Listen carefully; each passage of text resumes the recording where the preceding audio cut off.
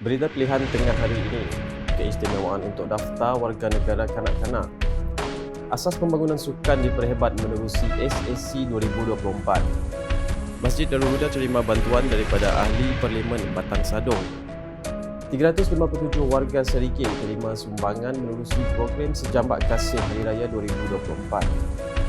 Datuk Rubiah serah geran peruntukan khas RM325,000 kepada Jawatan Kuasa Masjid Surau, Pusat Tahfiz dan Persatuan.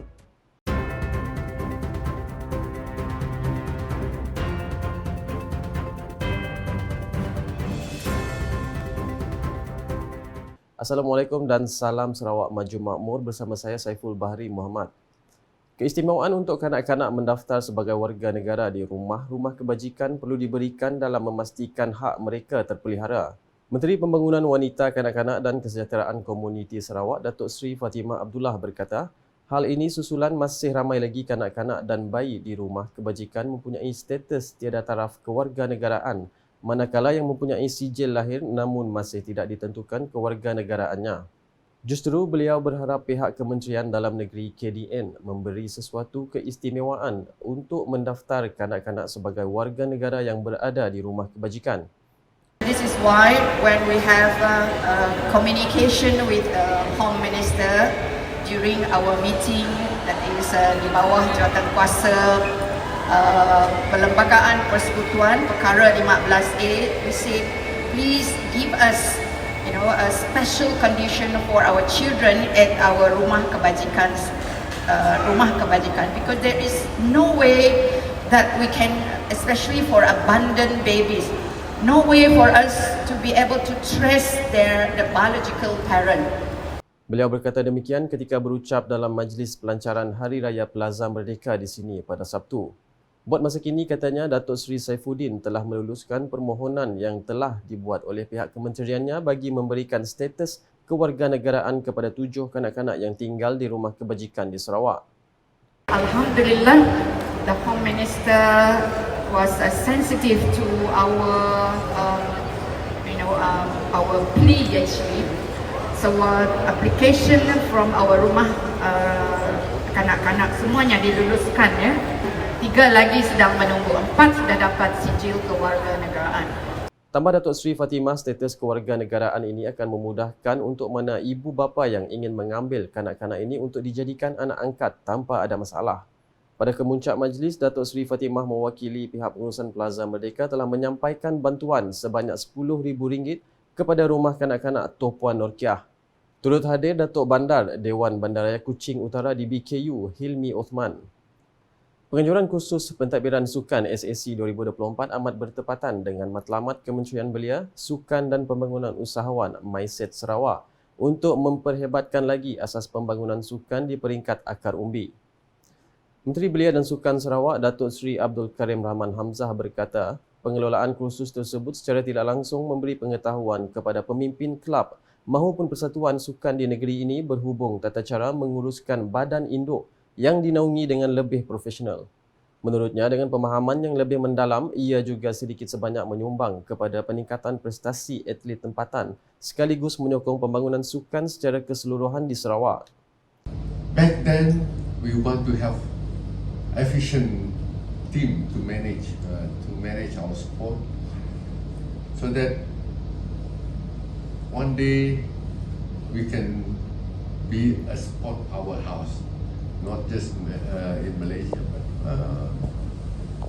in this region. I've got my own dream of wanting to see Sarawak being very, very strong as a sporting state, and be able to provide many athletes to a higher level. Datuk Seri Abdul Karim berkata demikian ketika berucap menyempurnakan majlis penutupan SSC 2024 di Pusat Kecemerlangan Prestasi Sarawak, SCOPE, di sini pada Sabtu. Di Kuching. Sehubungan itu, beliau berharap serta menggesa para peserta yang mengikuti kursus berkenaan untuk mengguna pakai ilmu dan pengalaman yang diperoleh dengan sehabis baik. Kursus selama 3 hari bermula Khamis, anjuran MySet Sarawak dengan kerjasama Majlis Olimpik Malaysia MOM itu berjaya menghimpunkan seramai 43 orang peserta mewakili pelbagai kelab dan persatuan sukan.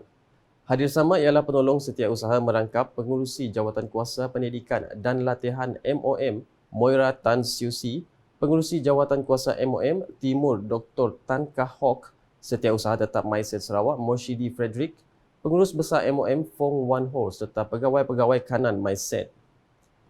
Masjid Darul Huda di Kampung Ensengai Melayu menerima bantuan pelbagai bentuk daripada Ahli Parlimen Batang Sadong, Rodiah Sapii, sempena penganjuran Majlis Ihya Ramadan pada Sabtu.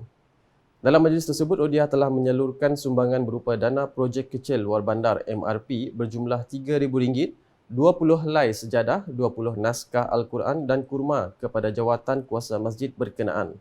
Menurut beliau, dana MRP tersebut diserahkan kepada pihak masjid bertujuan untuk membantu mereka menganjurkan aktiviti tahunan yang memberi manfaat kepada penduduk di sekitarnya. Manakala itu, sumbangan kelengkapan masjid diharap dapat dimanfaatkan sepenuhnya terutama semasa menunaikan ibadah solat dan aktiviti-aktiviti agama yang lain. Dalam pada itu, pihak penganjur turut menjemput penceramah terkemuka iaitu Ustaz Syamsul Debat untuk menyampaikan ceramah bertajuk Ihya Ramadan kepada kira-kira 150 orang penduduk yang hadir. Hadir sama pegawai khas kepada Ahli Parlimen Batang Sadong Idris Ibrahim, pemancar Melayu Zon Gedong Proper Abang Roni Abang Sadili, Penghulu Musa Pauzi Penghulu Adian Saleh dan Pengurusi Masjid Nurul Huda Muazzam Mentaril. Seramai 357 warga Serikir beragama Islam telah menerima sumbangan berjumlah RM14,269 bersempena sambutan Hari Raya menerusi program Sejambak Kasih. Timbalan Menteri Pembangunan Kesejahteraan Komuniti Sarawak Datuk Muhammad Razi Sitam memberitahu Kerajaan Sarawak akan terus membantu golongan sasar terutamanya bagi mensejahterakan rakyat. Pejabat Kebajikan Bahagian Serikir telah membelanjakan RM1,053,350 bagi bulan Mac 2024 untuk sebanyak 2,634 kes bagi penyaluran 8 skim bantuan di seluruh bahagian Serikir, jelasnya. Beliau berkata demikian semasa berucap pada Majlis Sejambak Kasih Hari Raya 2024 di sini pada Jumaat. Dalam majlis sama, Datuk Muhammad Razi telah menyerahkan sumbangan berbentuk hamper bernilai RM80 dan wang tunai RM100 kepada sebanyak 100 orang penerima bantuan yang hadir. Beliau turut menggalakkan kerjasama dari semua pihak dalam membangunkan, meningkatkan kesejahteraan dan kemakmuran rakyat, khususnya golongan rentan yang memerlukan sokongan luar dari segi moral dan psikologi serta emosi untuk meneruskan kelangsungan hidup. Sebanyak 79 jawatan kuasa masjid dan surau, 2 buah persatuan dan sebuah pusat tahfiz di Kota Semerahan menerima geran peruntukan khas berjumlah RM325,500 sempena program Semarak Ukhuwah Parlimen Kota Semerahan 2024. Majlis penyerahan geran itu telah disempurnakan oleh Timbalan Menteri Kemajuan Desa dan Wilayah Datuk Rubiah Wang yang berlangsung di Pejabat Risda Negeri Sarawak pada Sabtu.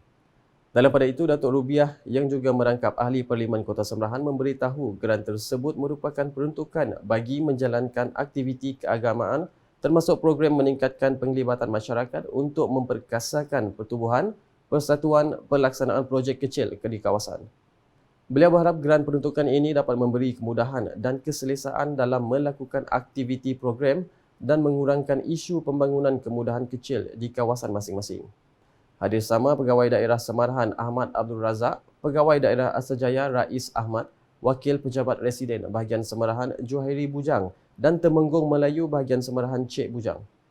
Sekian edisi Tengah Hari bersama saya Saiful Bahari Muhammad. Sebelum mengakhiri berita, sila like, share dan follow semua platform media sosial UKAS termasuk portal ukas.sarawak.gov.my dan UKAS Channel di YouTube untuk perkembangan terkini berita dari Sarawak.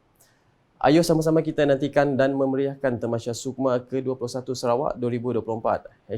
#Saluran Informasi Rakyat. Salam UKAS.